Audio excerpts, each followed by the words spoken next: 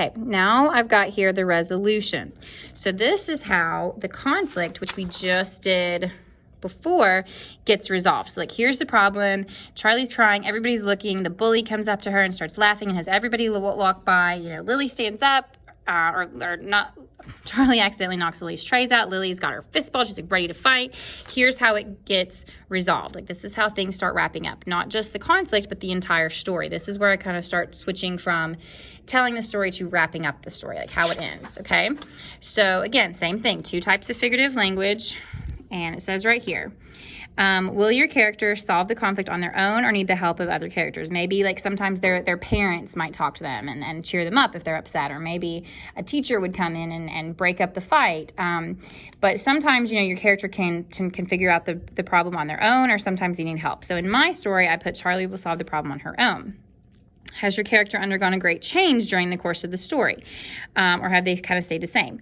Charlie, you know, she was nervous at the beginning, but by the end of the story, I want her to be able to stand up for herself and to be confident and not worry what other people think. So that's kind of like what I want the goal of the resolution to be. I ask here too, what events happen after the climax that wrap up the story? So I'm going to put these 3 bullet points of what I want to happen. I want Charlie to confront the bully, like kind of, you know, talk to her about what's going on.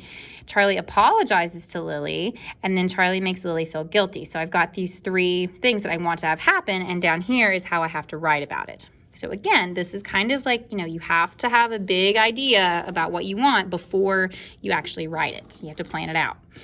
So I say here that Charlie quickly put her hand up and grabbed Lily's fist. Lily was shocked. "I'm sorry, Lily," Charlie said. "I'm sorry I knocked your tray out of your hand, but you should have also apologized to me," Charlie said. Lily looked curious.